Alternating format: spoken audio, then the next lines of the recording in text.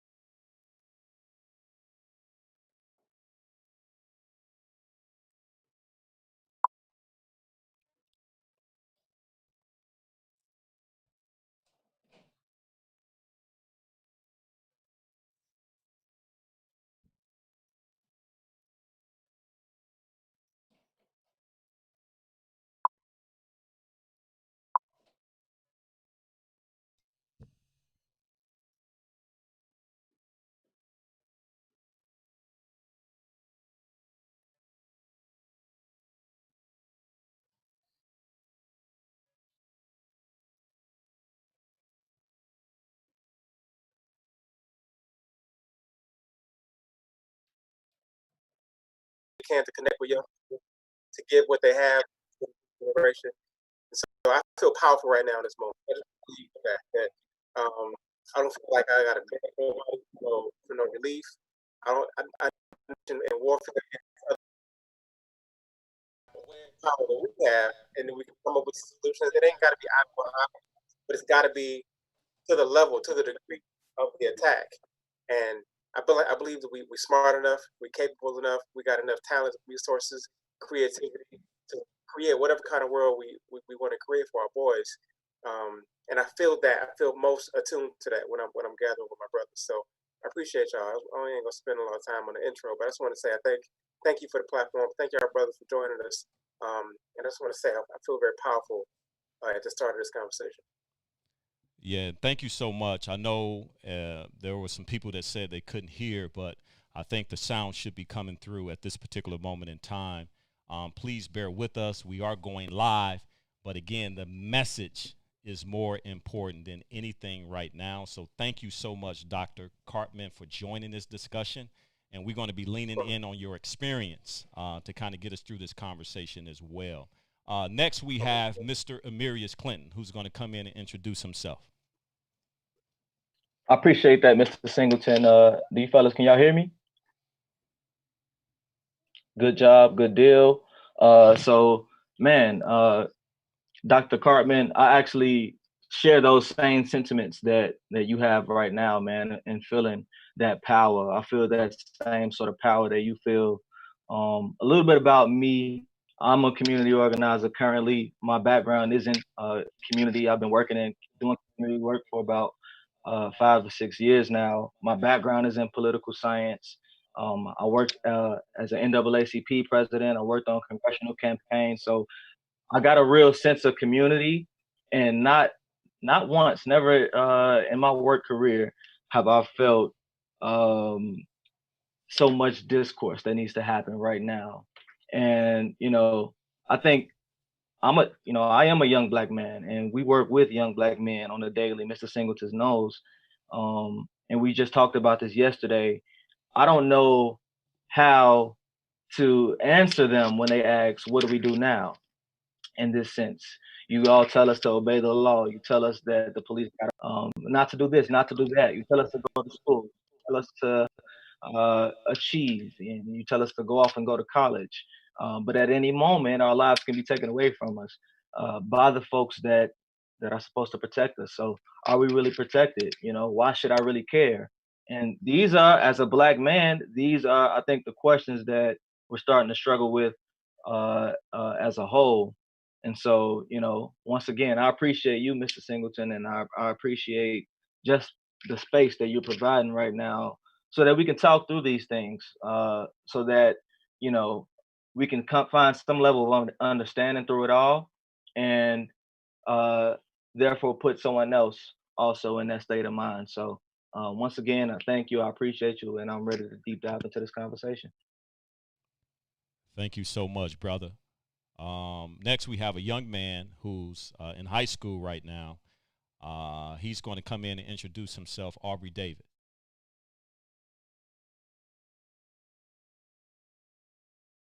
Hello. Can you guys hear me? Yep. Hello? Okay. Hello, my name is Aubrey Davis Jr. I am a graduating senior at Gary Comer College Prep, and I am also a member of Champs. And now I'm just really grateful for Mr. Singleton adding me into this, because I feel like I have a lot of thoughts about this subject, and just like everybody else said, we just want to think about the next steps to take in order to get this stuff over with, because it's like every time this goes on, we see the same thing on like riots and stuff, and it's not even stopping it. Like, for example, like in Minnesota, like I never really seen nothing like that, like the riots, like breaking into stores and stuff. But I like that. I feel like it should be something else done to fix this situation. That's a great point. Thank you so much, brother, for coming in and sharing. And we're going to be hearing from all of our panelists. Next, we have Corey Hardiman.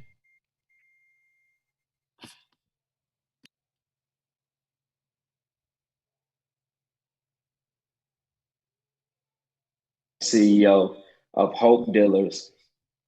I am the founder and CEO of Hope Dealers Incorporated.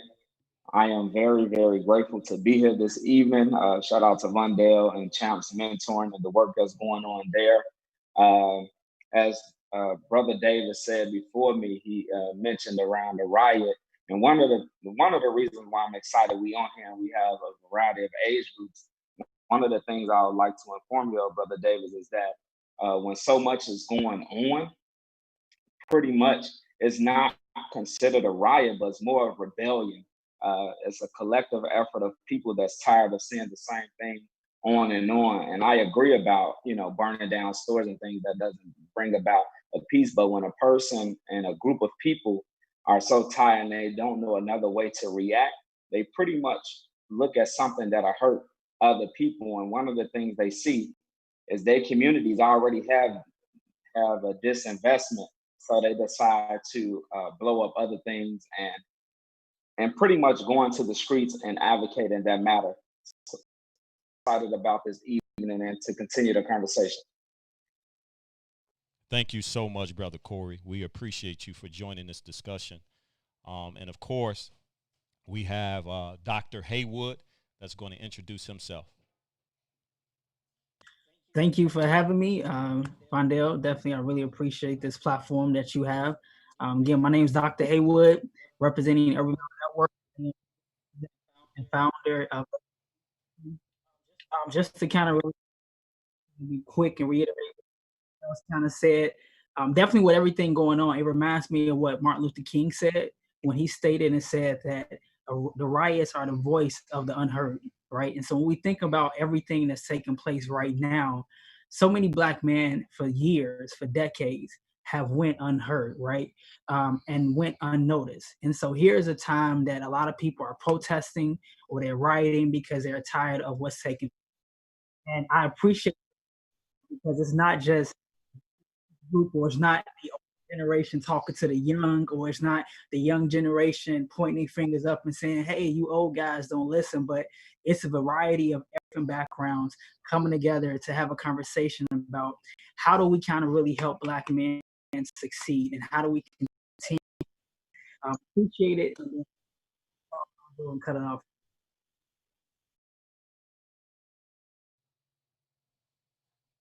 Thank you so much, brother. And we're going to be dialoguing again about, real solutions that we want to see, that we need to see, that we must see. And part of that has to do with us actually being able to come together, unite as a brotherhood. And so, with that in mind, I'm bringing in one of my college roommates, David MAGEE, from New Orleans. He's going to introduce himself. Can you hear me? Good, man. I thank Vondale for opening this platform up and giving me an opportunity just to really hear and discuss what's going on. It's a lot of things that's impacting us and the way we feel. So I'm really excited about the opportunity. I'm already learning stuff just from the introduction. So this is going to be a good time. But my name is David MAGEE Jr. I am the executive director of a nonprofit organization right outside of New Orleans called HYPE. It's an acronym for Harnessing Youth's Potential and Energy. And I used to work in juvenile court as a case manager in drug court. And I've seen a lot of different things. New Orleans is right up there with Chicago when it comes to murder rate and crime and some of the things. So I dedicated my life to trying to stop some of these things and showing young people that they can do something positive. And I heard someone say earlier about the anger that we're feeling about some of the things that's happening today in Minneapolis and in Central Park. Anger is one of the most powerful emotions that we have. If it is out of control, it can destroy. If it is harnessed and focused, we can use it to build something positive and productive. So we want to take this anger that we feel and harness it, point it in a direction so that we can be, quote, emotions make terrible leaders, but excellent followers. So let's harness it and have our emotions bring us to a good place. Absolutely. Thank you so much, David, for joining this very important conversation. And next, we have my brother from Milwaukee, Wisconsin, Shannon Reed. Brother Vondale, thank you so much for the platform. I just want to say thank you to not only you, but also all of the brothers that are on the panel. I want to say that I affirm all of you and say that I appreciate who you are and your greatness within, not only within your city, but even in our nation. I'm Shannon Reed. I'm from Milwaukee, Wisconsin, or United Way of Greater Milwaukee and Waukesha County. I do want to make sure that we also acknowledge our ancestors because if not for them, we would not be able to sit in the seat that we are sitting in right now. And so for everyone who has bled, died, and got lynched, for us to be even on this call, I want to make sure that we acknowledge them. that I think about, and I think, you know, a lot of things were talked about, is how are we dealing with the grief? I have not watched the video. I don't plan on watching because I don't get a video to tell me, to show me another one of me is dying. So as we talk tonight, grief is a serious thing. And I think about even within the pandemic that we're in right now, I've been in my house 3 months. And I would love to hug a few folks that I know.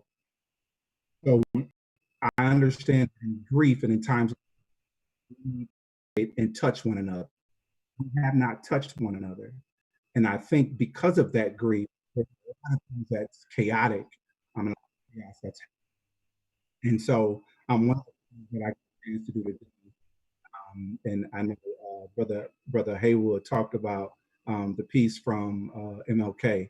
I decided to go back and read the letter from a Birmingham jail today, just to get some knowledge and to ask myself some questions when he was asking himself, sending this letter out in 1963, and we're still dealing with the same thing in 2020. And so I know that we'll have more discussion. We'll talk about a lot of more regarding grief and what we in our city and in our nation. And once again, I'm just happy to be here with you all. Thank you so much, brother. All right, we want to go ahead and dialogue. And the first thing that I want to discuss is just kind of our overall mental health as a Black community, in particular our Black males. And we have Dr. Cartman, who, as you heard earlier, is in psychology. You know, he deals with this on a day-to-day basis. Doc, how do we address the mental health of these traumatic visuals that we're seeing of Black male bodies and Black women bodies as well? How do we navigate what we're seeing? What's some advice or some things that you've gathered, Dr. Cartman? Well, the images part is really powerful because I think that there's a mixed bag of, like, we think about the power of imagery. We think about the decision Mamie Till had to make to let her boy be on the cover of the Jet that changed the trajectory of the movement at that time. And so at this point, we tired of seeing it, but we also recognize that Brother Aubrey wouldn't have got his justice if it was not for that video. He got murdered in February, and he got the attention for it after the passing of the video. So there's this dual responsibility to think about what is the power of images to show America itself, and also protect ourselves from the re-traumatization of it. So for me, the really anti-violence, it's the same thing currently as it is previously. I never teach, you know, historical context, talk about slavery and oppression. I never show a young person the image of a lynching. I've never showed like the whippings and all that. If I'm gonna teach slavery, I'm gonna teach resistance the whole time. I'm gonna say this happened to us, and I'm gonna say we happened back every step of the way. And I'm gonna show images of that. I'm gonna tell stories of that because otherwise you have this shame, this generational shame. Like, man, we've been getting our ass kicked for centuries, and now I want you to be proud of being Black. I ain't got no body to support that. For me, it's about using the trauma and the violence images to show America itself, but to also remind ourselves that our children, we always been powerful and brilliant and Black, and that is still true. If you watch the Minneapolis video 3 times, then watch something that affirms Blackness. Go back and read King, like brother said. Go back and watch some young people that are doing brilliant things, so that you can tip the scales to end your day with brilliance on your mind and not tragedy in your mind. And you got that kind of power. Like, don't let the news cycle decide what the narrative they want to show for you. We got to take over that. And the images are really powerful because they leave a lasting emotional scar or medicine, depending on how we decide to use it. So it really is about taking the power of your imagery and how it impacts your emotional selves. And I think we got more power than we give ourselves credit for. You know, what's really powerful is that we have the ability, I believe, to, in a lot of ways, heal ourselves. And and essentially Absolutely. tonight, this is what we're doing. We're saying we can come together. We can talk about real issues that are impacting our daily lives. And a lot of it, you know, is when we talk about generational, when we have kids. Like my 6-year-old son is running around this place right now. He want to be around his father. That spirit of protection that we want to be able to extend this gift to our kids. But then the reality of fear through visuals, again, of these horrific things that are taking place in America. And my thing is, how do we tell our young men, and this is something that I've been struggling with, you know, to follow all of these instructions, to know yourself, to believe in yourself. You get pulled over, do 1, do 2, do 3, and they do all of those, and then it's still in unfavorable results. So what's kind of the thought process you're pushing this younger generation that are seeing this with social media? Is just millions and millions and millions of more just across timelines, these same images. Yeah. I think it's really important to label the problem as it is. We talk about the coronavirus, for example. We almost forgot we was in the pandemic just because we got our own epidemic that reminded itself over and over again that we still, you know what I'm saying, whether we're sick or not, we still dying. And part of what that means is that what it means for Black people to have higher death rates because of this virus is because we've been calling this pre-existing condition. And what these incidents remind us of is that racism is a pre-existing condition. Systemic oppression, historical trauma, intergenerational violence, pre-existing condition. And what that means for us to teach our children is that when I, as a mental health professional, I'm very clear to describe and diagnose the system as sick.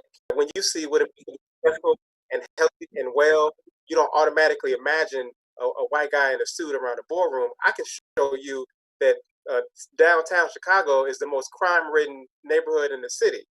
Take over the label of what crime looks like, take it out of your face, make an op, what an op is, show you what a systemic opposition is, and describe what it looks like to have a crazy system, crazy leaders. We got a president right now that makes it a lot easier to do so. I can show you, I can diagnose dude, and then talk about the system that protected him, that allowed him to be in that place.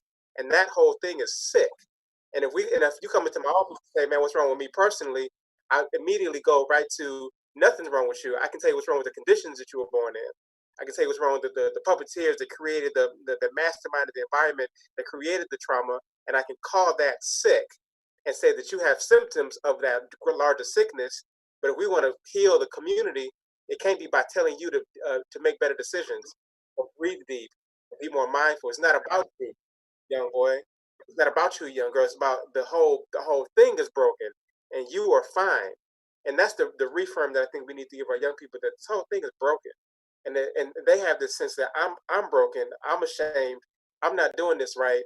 I'm not the version of success and wellness and excellence that the narrative and the TV shows me.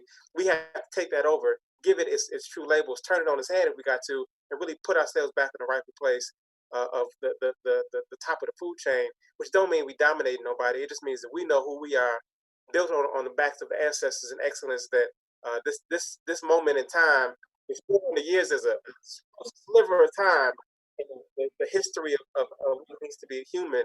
And that for most of that, we've been proud, Black, excellent, contributing to civilizations. And there's nothing wrong. It's nothing.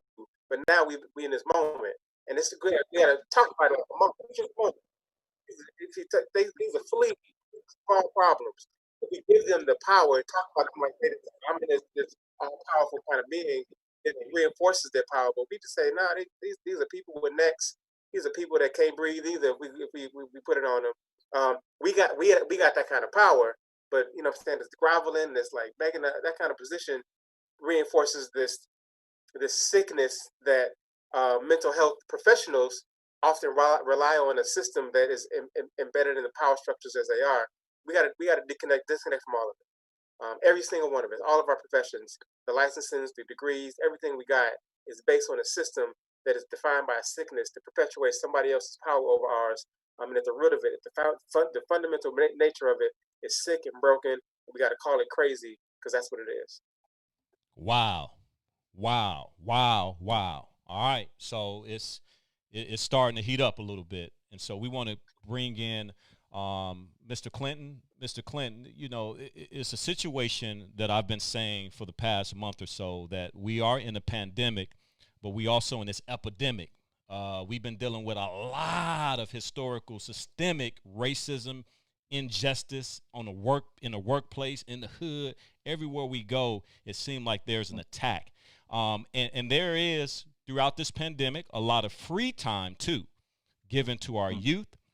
And I want to hear from Clint. What are some ways that we can utilize this free time to become the version 2.0 of ourselves? Yeah, Mr. Singleton, that's a great question. I'm glad you brought up that point and you hit on free time. I was raised in a household where I was told that an idle mind is the devil's playground. So I try to use the time that's afforded to me to the best of my ability. And there were things that I had to bump my head along the way, and get to know and get to learn on my own, because I'm the oldest of four. I didn't have a big brother or a big sister that went to college before me. I was the first in my family to go off to college and get to know things and learn how do I make a schedule and what a regimen is and all of those things. And when working with high schoolers, you know, you see the interest, and um, I can say you see the interest and the want to do things, but the know-how is not always there, and it's the small tips and tricks that they ask And so one of the main things that I noticed this year we talked with our boys about in champs was just getting organized. I think that's number one. That's key, right? Order, especially now in today's society. You know, you have to be prepared. You have to stay ahead of the game, literally 2 and 3 moves ahead of the game, as if you're playing chess. And that's in all aspects of it. You're talking about school. If you're in school or if you're dealing with work, um, make sure you cross your T's and you dot your I's. But number one is getting organized, and then having a plan. What are your goals? If you have goals that you want achieved or needed to achieve from last semester or last year, last summer, um, what are some of those things? If you have a skill or something that you can get better at doing, right now is the perfect time. You have the internet to your freedom. You have YouTube. There's things like Skillshare where you can actually go and hone your skills as to what it is that you want to do. So that's one of those and other things that brings me to my next point is getting to know yourself. You have to get to know yourself during this time. There's nothing wrong sitting down and being alone and being to yourself. That's something that I think college did for me, and I was happy that happened, because I was able to figure out what it is that I really liked about myself, what were my interests, what were the things that made me tick, what organizations I liked and why I liked those organizations, what missions were, you know, why I stand for something. These are the things that you kind of learn when you're in solace and when you're in solitude. And I think that's one of the benefits that the pandemic has afforded us is solitude. And so get to know yourself during this time. Read books intentionally. And the reason I say that was because, once again, I was in high school before, and only read books because um, someone told me to do it. You know, it wasn't me taking my own initiative to get to know what it is I was even interested in reading until I got to college.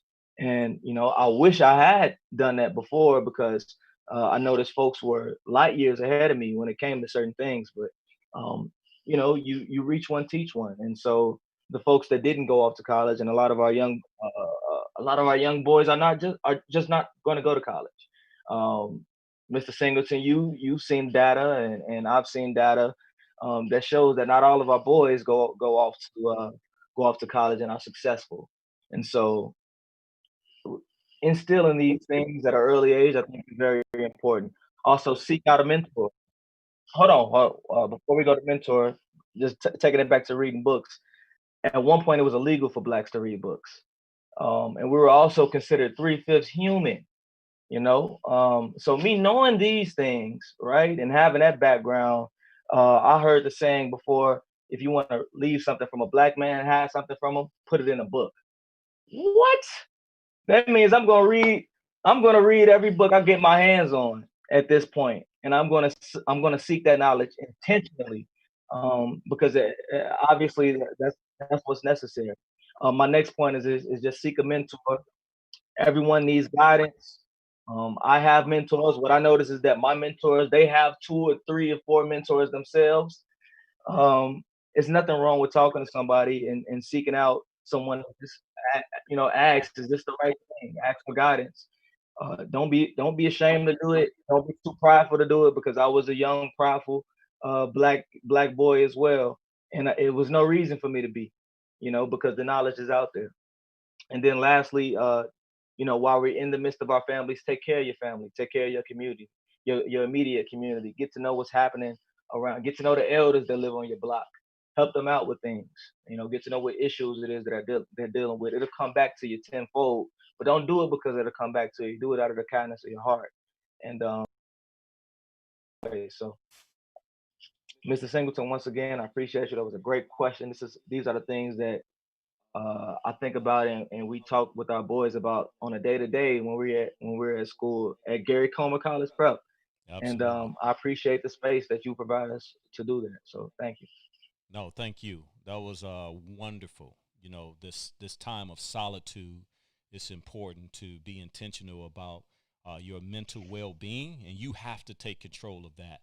And so I actually want to go to Aubrey Davis, who is a young man who's graduating from high school, and I've been knowing him since he was at the Gary Comer Middle School.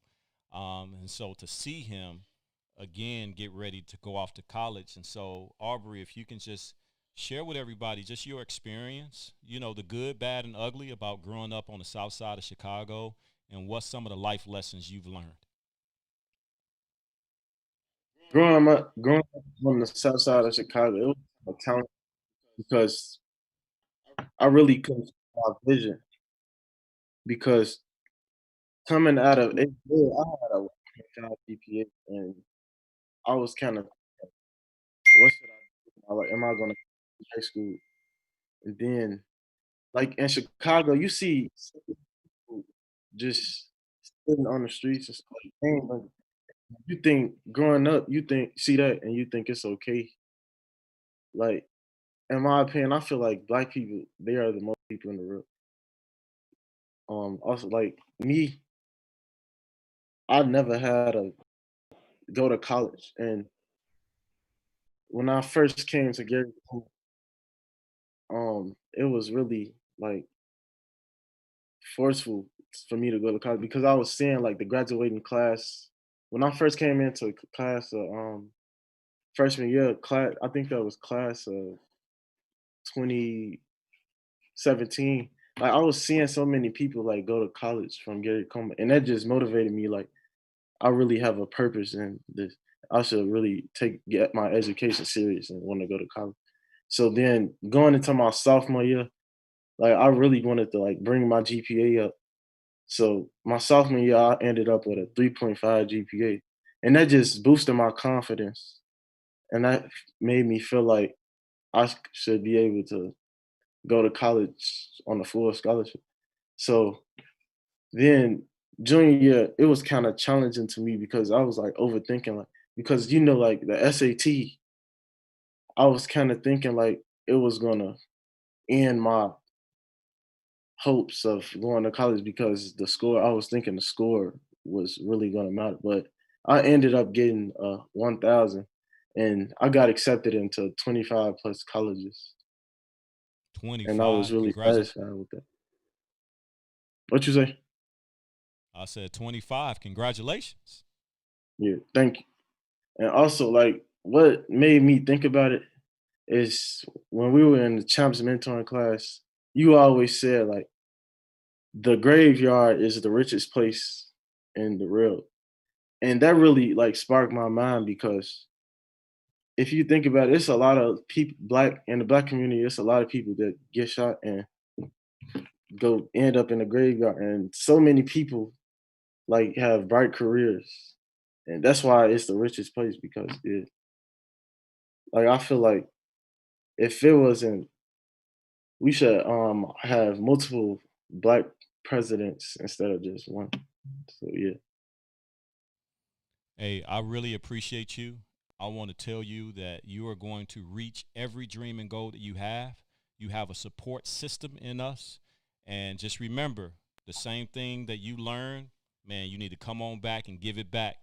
Speaking of which, I want to get Brother Corey on, and he runs a powerful mentoring organization, the Hope Dealers. And I want him to get on and just share in practicality the importance of mentorship and why is it important for black men to step up and start mentoring our young boys like Aubrey Davis?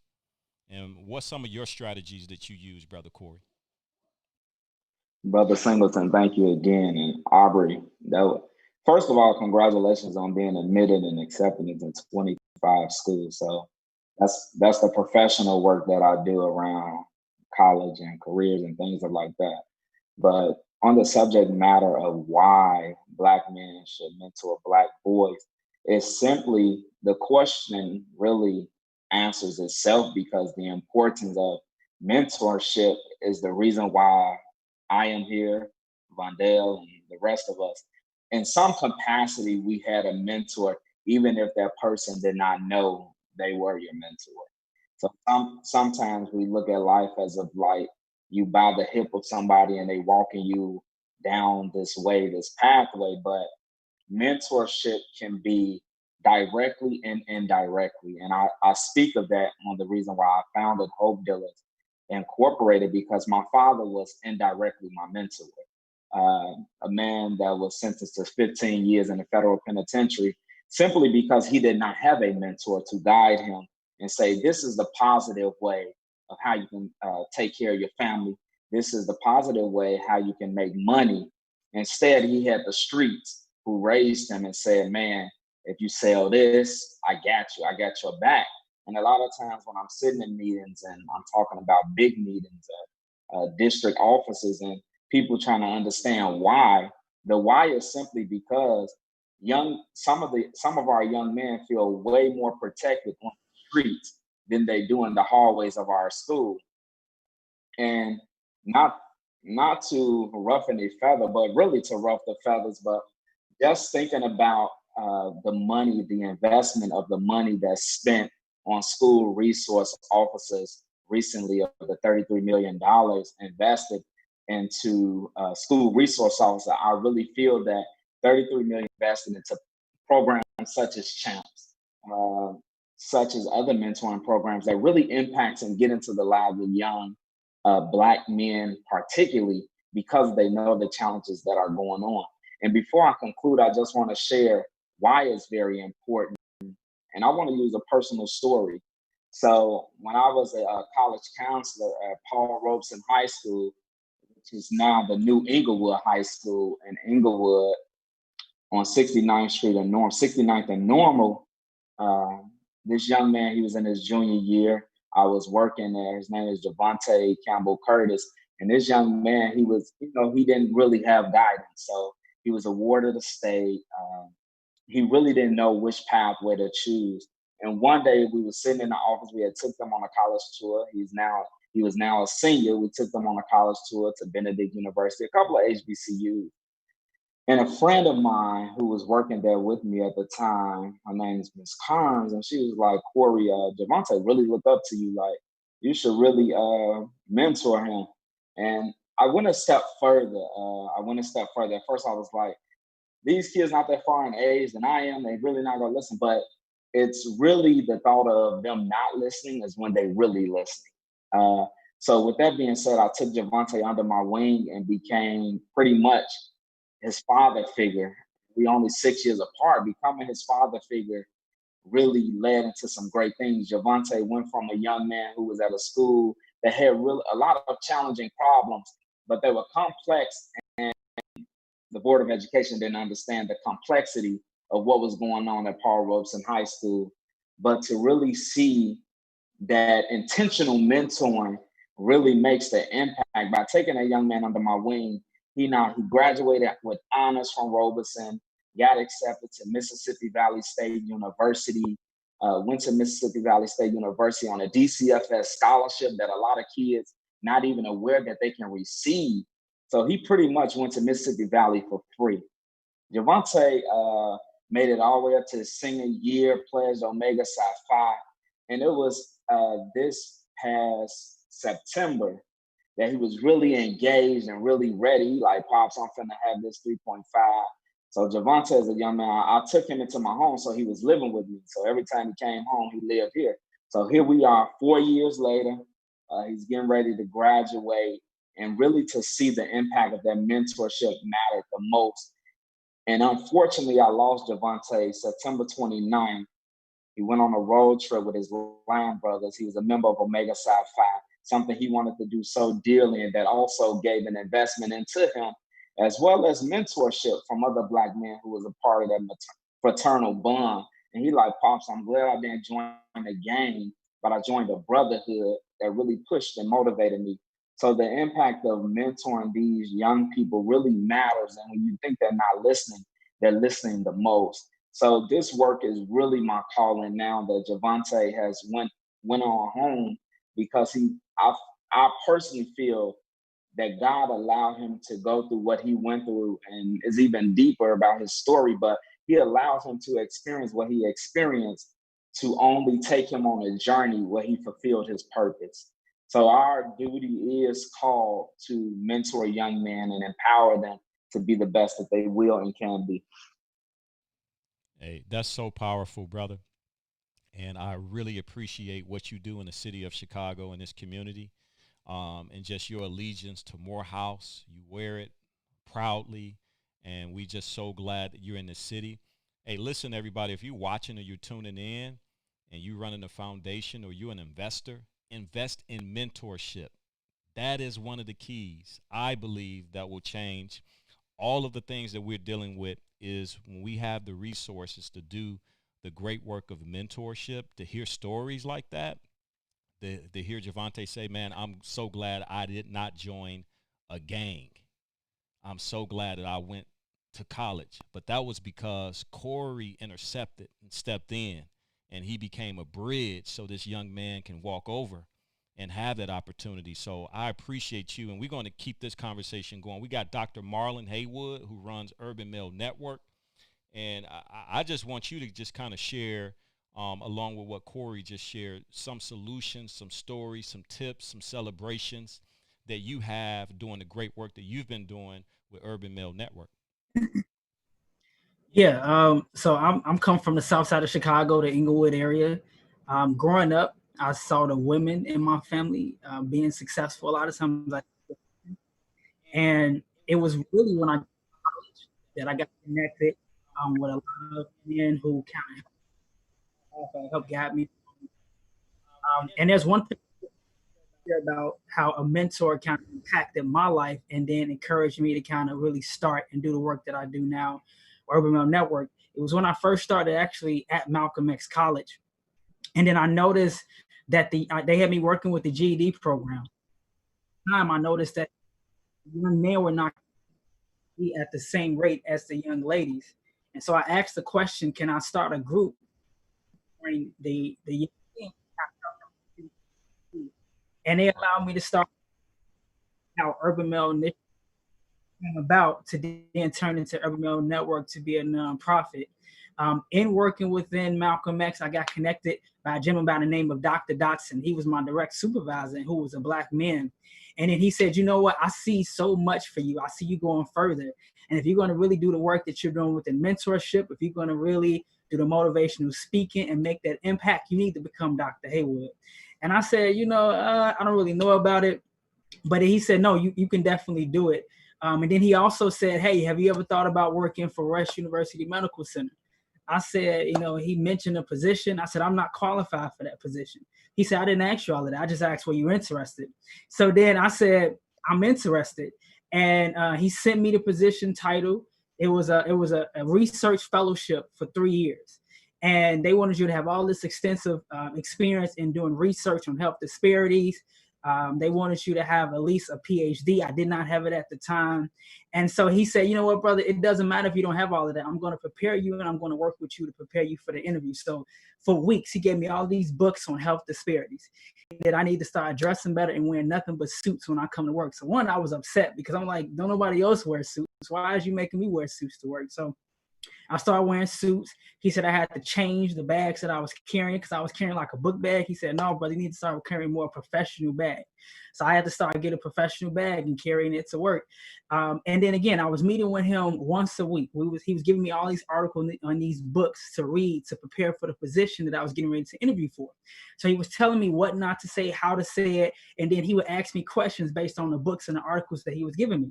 So here it is that I now get to the interview.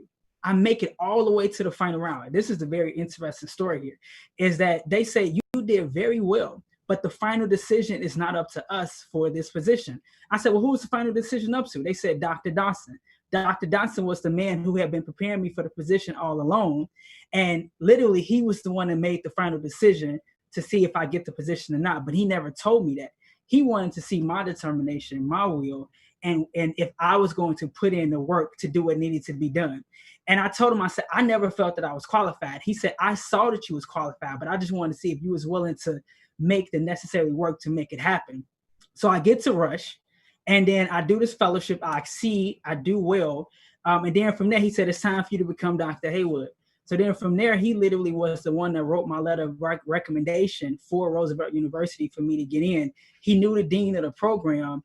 And then he said, look, I talked to this woman over here. They're ready to let you in. I wrote your letter of recommendation. As a matter of fact, it would be paid for you to go because Rush actually pays for your full tuition reimbursement. So he says, you have no excuse but to go forth and do it. And so here it is that this man helped me get to Rush University Medical Center, helped me get my doctoral degree, a Black man, to help pull me up where I needed to get to. And then he even helped even get to starting my nonprofit because he started to tell me about the work that I need to start doing with Black men and helping them. So here it is that he helped me, the brothers that was now at Malcolm X working on their associate's degree. I got one brother by the name of Moses, Robert Moses. He's now just completed his master's degree, started with me working on his associate's degree at Malcolm X. And then said, now because you have your doctorate, I want to become Dr. Moses just like you. And then there's like 3 other guys, right, that started at Malcolm X with their associate's degrees. One guy was locked up for 5 years for armed robbery, got his master's degrees, graduated with a 4.0 from UIC, started in a program with me at Malcolm X. And it all started because Dr. Dotson helped me to achieve my goals and be what I needed to be. And then in turn, I did the same thing and help other Black brothers. And then now they've been doing the same thing. So what I'm saying is that it's about reaching back and then grabbing the next person and then continuing that cycle, right? So we can keep pulling each other up. I saw somebody comment and say, like on the Facebook post, is that, man, we keep doing all of this talking, but what about the impact? This is the impact, right? This is the work. Because when you are helping other brothers, you are helping that next brother become the judge, the lawyer, the prosecutor, the educator, right? That person who is the person, operating on somebody on the table. So when you help brothers, Black brothers and Black women get into positions, you're now changing the narrative and you're putting the people in place that need to be there to make the right things happen in the world for our people. So that's all I wanted to say about my thoughts on the impact of mentorship and then how we can help others just by keeping that cycle going. Yeah, Ms. Brown said, look at God. I agree. Hey, man, I just want to say this is the reason why we're using this platform in a way, because you don't hear these narratives in our media. And so what happens is you start to think that Black is criminal. Blacks are savages. Blacks in Chicago are thugs and gang members. That's all you hear and see. But you just heard a powerful transformational story about how somebody intervened and saw something in Dr. Marlon Haywood. Now I got to call him doctor because he put the work in and the time in. And so there is a power in what we're saying. There are some real tangible, powerful things that are happening that you don't always hear about, that this platform is to show you that it's happening. And notice what he started with. I'm from Inglewood. And most people that hear about Inglewood automatically associate gangs, guns, violence. But he just said Inglewood. And now he ended with doctor. Come on, somebody. I'm going to just pause right there because I got to bring some panelists in. But thank you, Dr. Marlon. We really appreciate everything that you're doing to give back, and all of the other young people that are being impacted. I want to go to Facebook. There's a question on Facebook. Do you all feel what's happening is no real way of dealing with this? From Kelly Watkins. Anybody can jump in. Just raise your hand if you want to jump in and answer. If Doc, you have any thoughts on that. Dr. Marlon. Say it again. The sound had went out on me, the last part. Do you all feel that what's happening, there's like no real solution or real way of dealing with what we presently dealing with? What are some solutions to these modern day lynchings, what I'm calling them? What are your thoughts on it? I think that there definitely are solutions that can take place and happen. I think definitely the protest has to happen, because if protest doesn't happen, then people do not take us seriously when it comes to issues like this taking place right now in our world. As I stated earlier, I think it's so important that we start to really, now we got to make sure we get out there and vote. And I'm not talking about voting for the president, but we need to come to the judge, put it on the bench, who are making the decisions when it comes to prosecution or people who are prosecuting that are killing Black people, right? That's so important. If you think about it, they don't voting for the judge. I think the next thing, solution, is also really challenging our legislators and then asking them to say, what are you doing to make sure that you're putting forth, that you're really paying attention to what's happening, that this don't happen. I'm tired of the happen. Like, conversation is good, but at the same time, it's going to take our political leaders, it's going to take the community activists, it's going to have us coming together about really putting forth change. And then we're going to have to start integrating that white culture, because like we need them as well. Like we need the white allies, we need the Hispanic allies, we need everybody at the table. It's just not a Black issue, it's everybody issue. And when everybody feel that it's all of our issue, then I believe that's when we can start making change.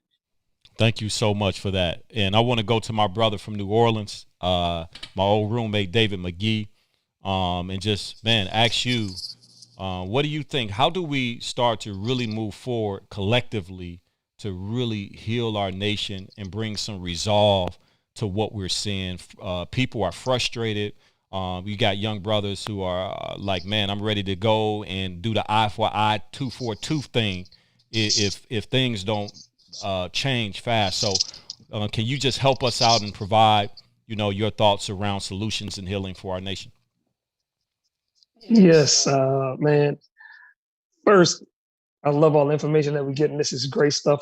Dr. Marlon's story was phenomenal. I've dedicated my life to mentoring, or a large portion of it, if you will. And it just inspires me to continue to do the work. And I would also say, when we talk about, how some of the emotions and feelings and things that people not just feel, but have experienced, they're real. But I would like to encourage them to let them know this isn't our first rodeo. We overcame this before. We've done this before, and we've made progress. And I don't want us to negate the progress that we've already made, because sometimes we get caught up in the moment and we see things in a vacuum and we think this isn't going to change, but things have changed.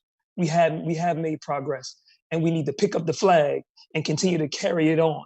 And one of the things I was thinking about, Dr. Marlon just said, this isn't everybody. I heard reference made to Dr. Martin Luther King. I found myself dealing with my uncle who's been in jail for something he said he didn't do for over 50 years.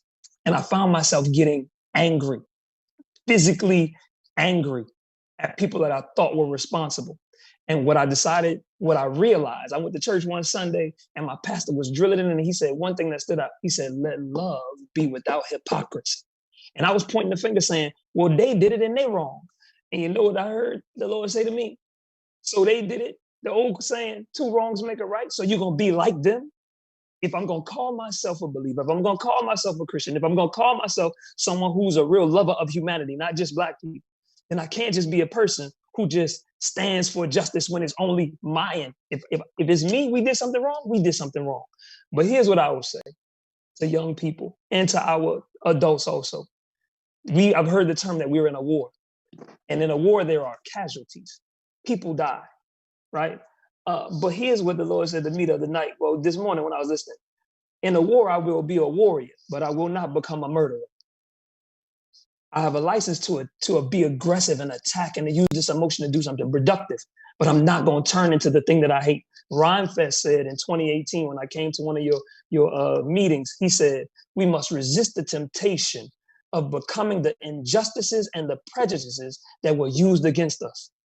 I fight with everything in me, not to allow the anger and the hurt that I feel about some of the things that I see cause me to become that. I'm gonna be 100% with you. There are things that we say to our children around people we love and care about at our tables that are perpetuating prejudices. And we'll never get past it if we pass it on to the next generation. If we say, man, them people something. And I'm gonna tell you something else that I'm putting into my son. There isn't a man, I don't care what color he is, that could stop my son from doing anything that God has placed in him to do. I don't want to get too preachy, but that's what my faith is built on. If God your be wife for just us, said preach. then who can be against us? I'll end it with this. Our Pledge of Allegiance, which is for all Americans. When we say this Pledge of Allegiance, it says, one nation under God. We fought for civil rights for a long time, fought, bled, and died for it. But what we should also be fighting for, in my personal opinion and my belief, is that when we become one nation under God, then we become indivisible. Then we have liberty and justice for all. But up until that point, man without God is barbaric. And we are capable of some evil things, even to each other.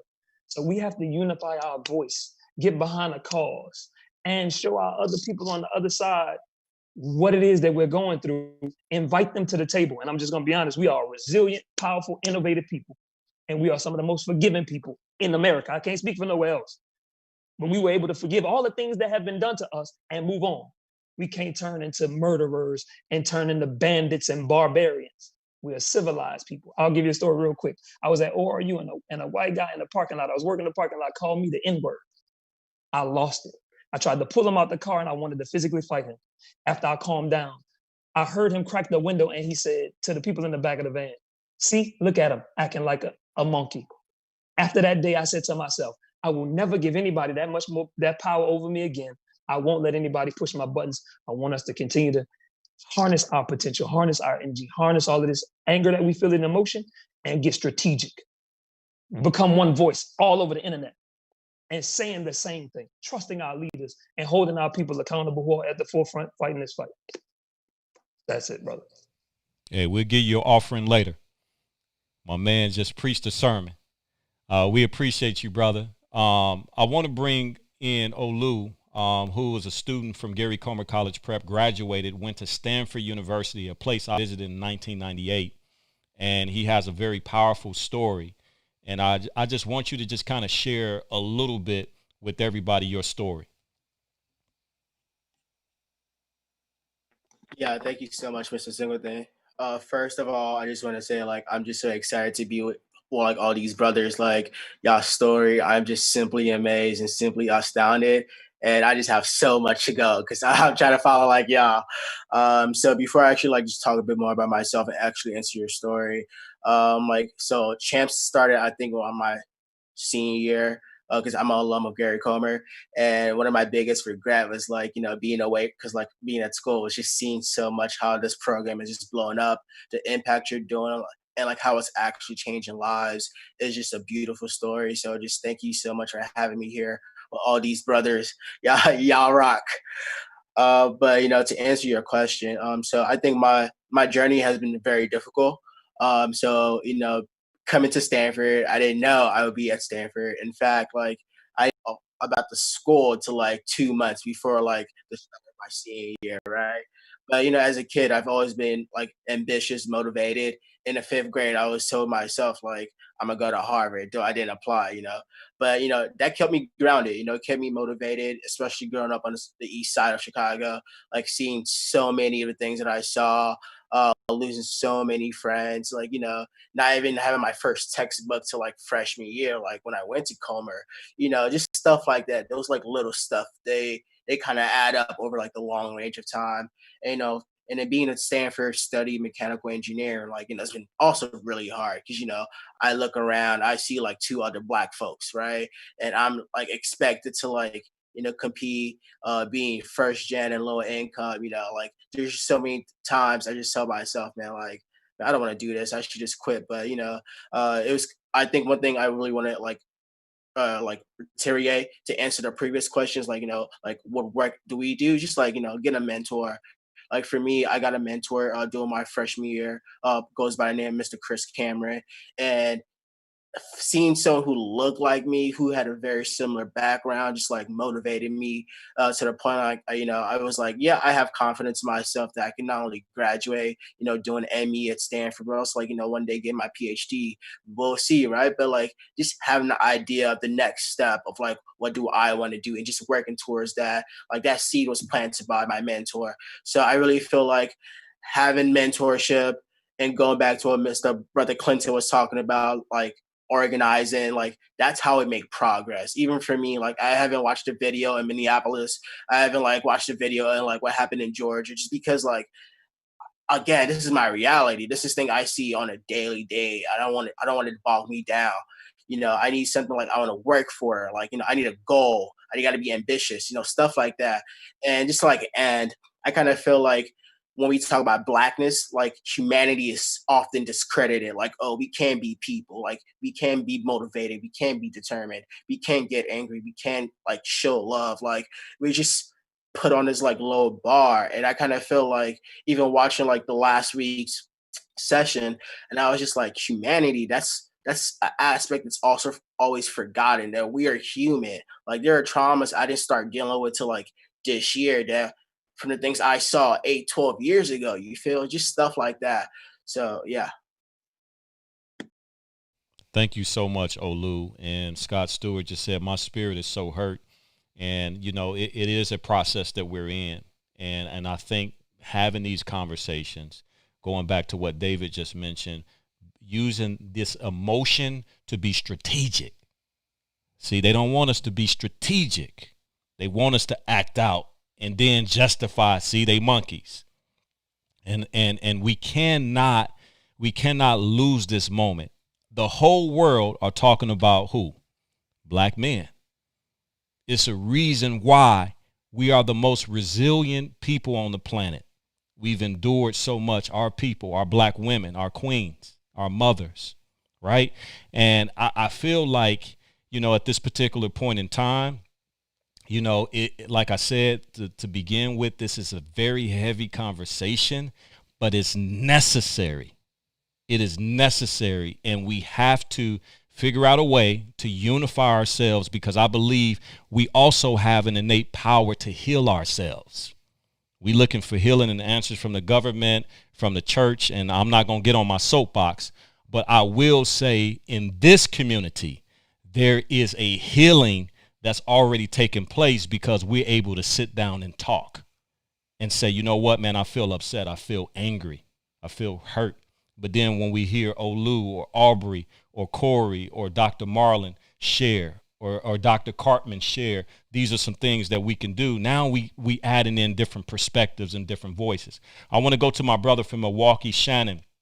Can you just kind of share some of the impacts and a wonderful work that you're doing in the Milwaukee area? So, I mean, I'm hopeful right now. And I was taking notes. So, I took some notes from all you brothers. So I appreciate the work.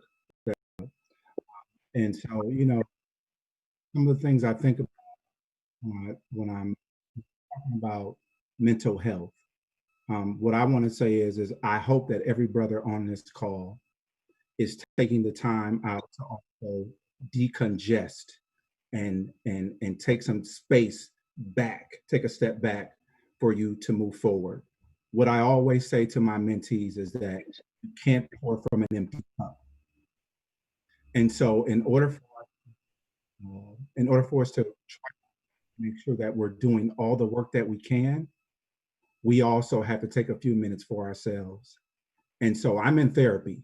I don't know if you all are, but I am in therapy. And I am in therapy specifically because the work that I see, the work that I do, the work that I'm trying to build is important, but it's also important that I'm doing it from a space that I have space. I can't keep going into my community trying to give if I'm not giving to myself. And I think that's the important piece of when we talk about the ability to even have a mentor, right? I think I think it was Dr. Marlin who said, a mentor can look like, and I think people miss that when you're mentoring someone, I don't have to call it mentoring. It can be called many things.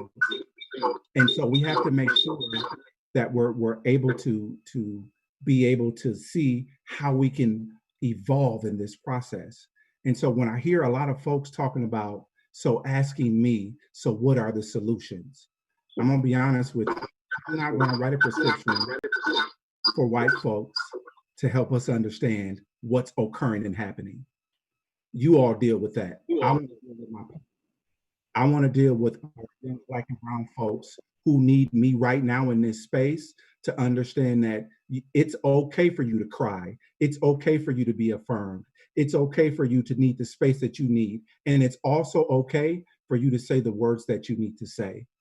And I think until we get that space and until we are able to see how we can grow in that, it is important for us Black men right now that we take the time to get what we need, because there's so much that's being taken away from each of us every day. Seeing what's happening in our media, is just, it's the way that it's portrayed and the way that they talk about how Black folks are, that is not who we are.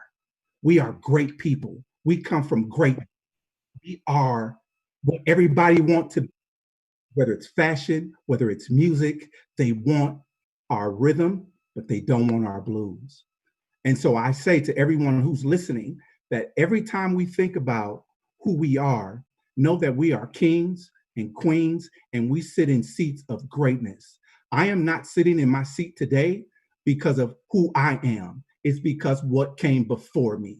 And I never forget that for every I sit in, all walk in these walls. And as you walk into the corporate wall, remember when you're sitting, you're great.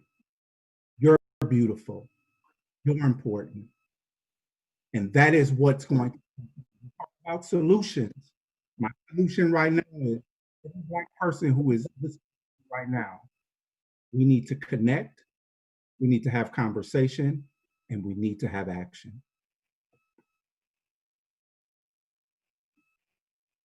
Wow. What a sobering message. I want to thank all of the brothers who took the time to on tonight. I hope that it sparked something within your spirit and within your soul. Again, everybody talking about Black men, and here's an opportunity for us to heal, right? And it's a process. It's going to take a long time for that to happen, but it's also an opportunity for our white allies to learn, right? Don't come in with judgments and talk through the Black experience. It's hard to explain the trauma and the constant trauma, because something happens and then you never heal from the last thing that happened, then something else happened again and something else happened again, and then you're connected to families and you have to explain this to your children, you have to explain this to your community, the people that you serve, work with, and love. But there are solutions in our gathering in spaces like this. And so I'm so glad that you tuned in. I do want to say, share this with somebody. Maybe they didn't join in live, but maybe they'll go back and rewatch. We've had over a couple thousand rewatches over the past couple weeks. And so my expectation is that you will bring your sons, your fathers, Black, white, rich, poor, Protestant, Catholic. It does not matter. Again, we are all in this problem together.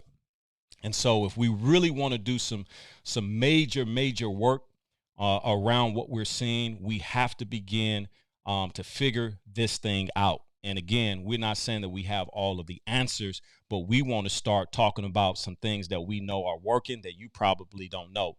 And the last thing that I want to say, and I want to give a shout out to Olu, we're human. We're not animals. We're not criminals. We're human beings. And God made us, and we are beautiful. So to all my brothers out there, I love you all. Thank you so much for your time. I appreciate each and every one of you, and we will not stop. We will continue to use our voice to bring about healing to our community and to bring about change. So I appreciate everybody for tuning in, and I want you to have a great evening. Every setback is a setup for greatness.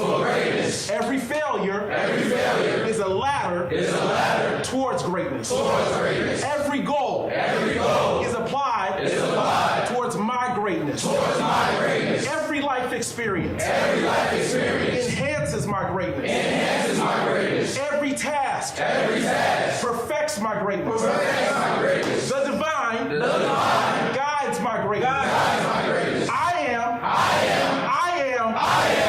am greatness in the making. As a member of Champs, I will conduct myself in a positive manner and with integrity.